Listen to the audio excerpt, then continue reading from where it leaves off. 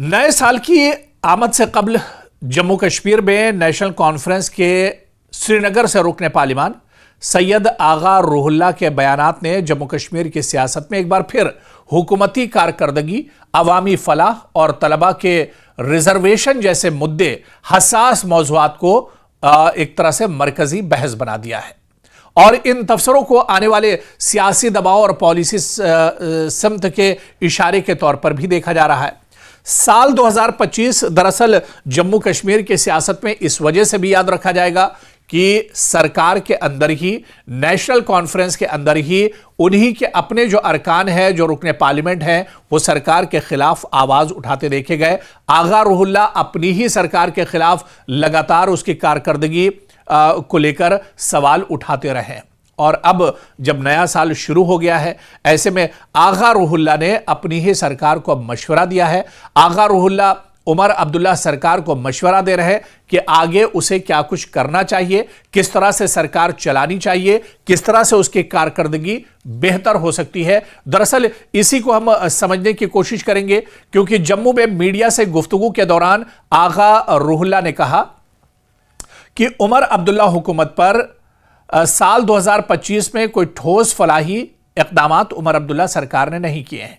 इस बात पर अफसोस का उन्होंने इजहार किया और कहा कि अवामी मसाइल, खासतौर पर नौजवानों और तलबा से जुड़े मामलात हुकूमती तरजीहात में शामिल नहीं रहे हैं और उन्होंने उम्मीद जाहिर की कि नए साल में यानी साल 2026 में हुकूमत अवामी फलाह के लिए संजीदा इक़दामात करेगी। खासतौर पर तलबा के रिजर्वेशन के मसले पर जोर देते हुए कहा कि हुकूमत को इस मामले पर बराह रास्त तलबा से बातचीत करनी चाहिए।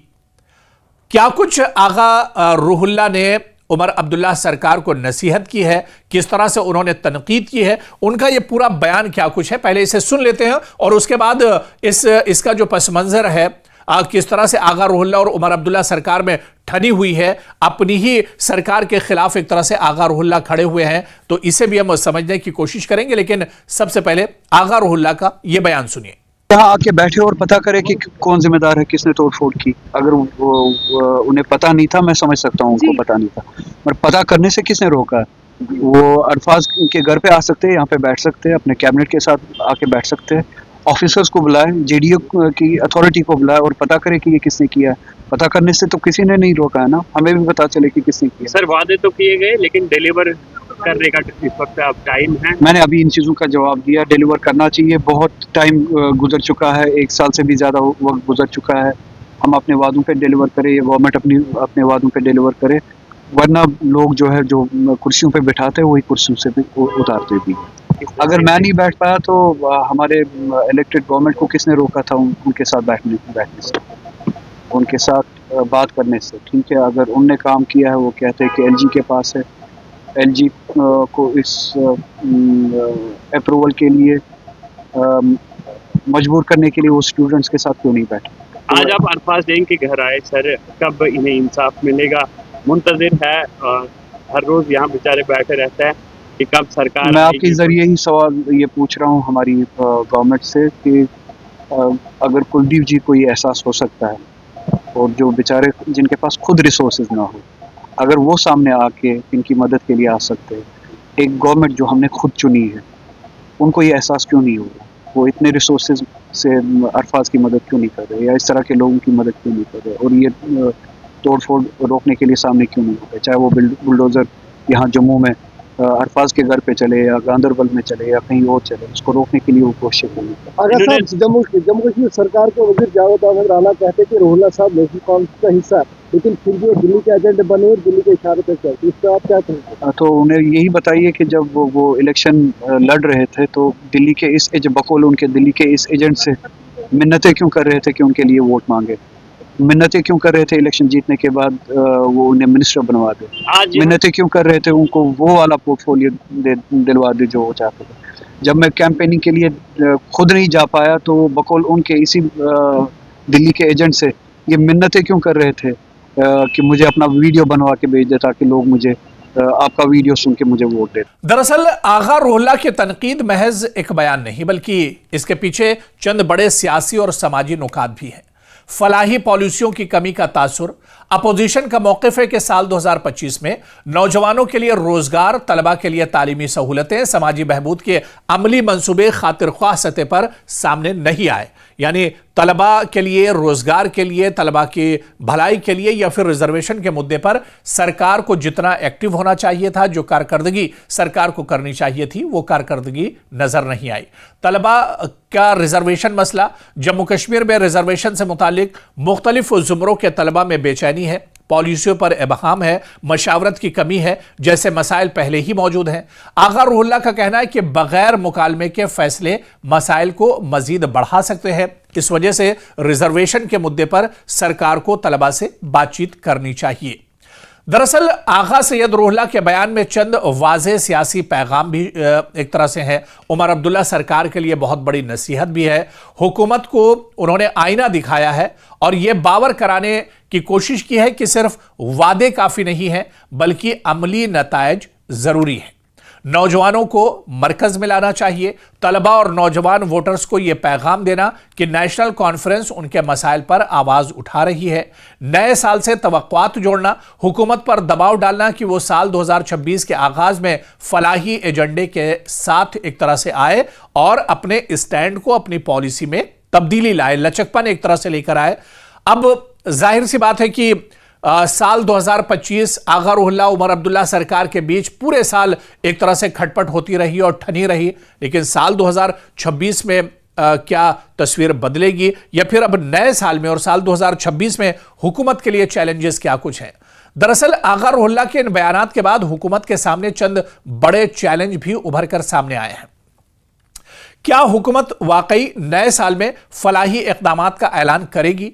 क्या रिजर्वेशन पॉलिसी पर तलबा से बातचीत का कोई बाज़ाब्ता फोरम सरकार की तरफ से बनाया जाएगा? और सबसे अहम कि क्या अपोजिशन की इस तनकीद का जवाब पॉलिसी की सतह पर सरकार की तरफ से दिया जाएगा या सिर्फ बयानात तक ही सरकार एक तरह से महदूद रहेगी?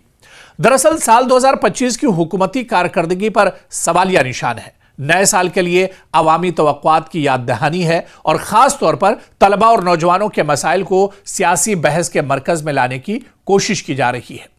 और अब निगाहें इस बात पर हैं कि आया हुकूमत इन तनकीदों को, जो आगा रूहुल्लाह जो अपनी ही पार्टी के, उनकी ही पार्टी के रुकने पार्लियामेंट हैं, उनकी तनकीदों को सियासी बयानबाजी समझकर नज़रअंदाज सरकार करती है या वाकई फलाही इक़दामात और मुकालमे के जरिए एतमाद बहाल करने की कोशिश उमर अब्दुल्ला सरकार की तरफ से की जाएगी, डॉक्टर फारूक अब्दुल्ला की तरफ से कोशिश की जाएगी और नौजवानों के जो मसाइल हैं, रोजगार को लेकर जो मसाइल हैं, रिजर्वेशन जो बहुत बड़ा मुद्दा है, इस पर क्या वाकई में उमर अब्दुल्ला सरकार बातचीत करेगी? क्या इन मसलों का हल निकाला जाएगा?